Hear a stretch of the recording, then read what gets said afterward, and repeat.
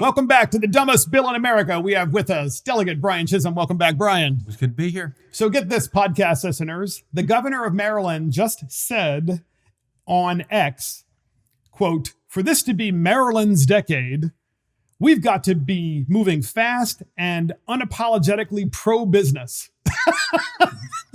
Now, this is the same governor this year in 2025, Brian, who raised the capital gains tax. So we're calling this podcast, This Dumbest Bill in America, the anti-business tax. Because if you really want businesses in your state, Brian, would you raise the capital gains tax? No, I think that he should actually be apologizing to every business that we've run out of here. We're 46th or 47th in business friendliness. Let me explain to the audience real quick what a capital gains tax is. A capital gains tax is when you buy a product or a service, you improve that product or service, and then you sell it.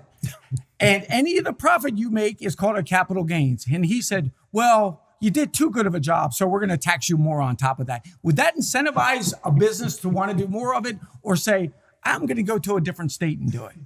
So get this. We have Jessica Feldmark. She's a delegate from, is it Howard County or is it Montgomery County? I think she's Howard County. I think she's Howard County too. So Delegate Jessica Feldmark said that capital gains isn't money that you earned. We have a really short clip. Here it is. And this is about asking folks who are doing well, right? They're making capital gains. This is money that they didn't have to work to earn. So Brian, what do you think about Jessica?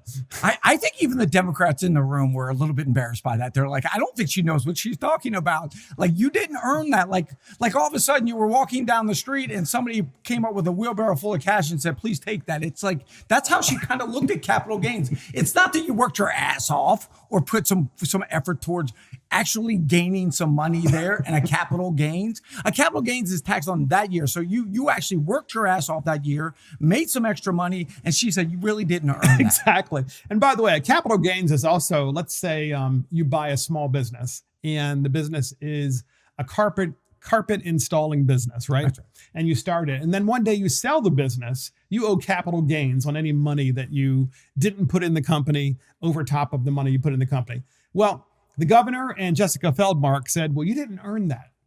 So therefore, you should have to pay a lot more extra money on taxes than anybody else because, someone else made that happen. So, and that's the biggest problem is this big disconnect or this actual ignorance of how hard it is to run a business and to be a businessman anywhere in the country, but most importantly in the state of Maryland. Absolutely. They think that these business people wake up and they're just a bunch of greedy citizens that are stealing money from the government. She doesn't understand the government doesn't really make any money. It's these business people that are actually funding the government. So Brian, here's my question. If the governor of Maryland just put on X that we're going to be unapologetically pro-business, I mean, you can tell it's an election year. We can't figure out, by the way, podcast listeners, we cannot figure out, Brian and I, whether the governor of Maryland actually believes these things when he writes them, or maybe someone else is writing it for him, Sure. or whether he's just so pathologically out there that maybe he just doesn't understand what the policies are. I think his handlers are feeding him lines and they say, go out and say this. We're going to be unapologetically business friendly. What the hell does that mean?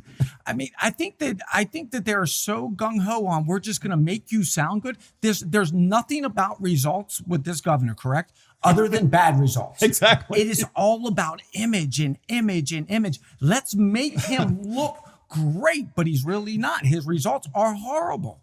And the last thing is the Department of Commerce in Maryland, the Maryland Department of Commerce, what they'll do is to be able to keep a business in Maryland, and these have to be big businesses, by the way, That's right. or to attract a business, they will pay them off. Yeah. They'll give them advantages in the tax code that nobody else in Maryland gets. And so our point is why don't you just lower the taxes for everybody than just do that? So the governor puts in the same tweet, well, we've attracted more than $4 billion in private investment in Maryland. Well, how much more has left? That's exactly right. It's been just this mass escape of money that has left the state. That's why we're looking at these $8 billion losses in or revenue into the state, because you have business people that are leaving. People that, if people can leave, and how many times have you and I heard it? I can't wait to retire and leave this state. It is sad, but everybody down in Annapolis has heard it at least 10 times, I promise you. It's true. And that's the dumbest bill in America, the anti-business tax, even though Governor Moore thinks we are going to be the most pro-business state in America. See you next time.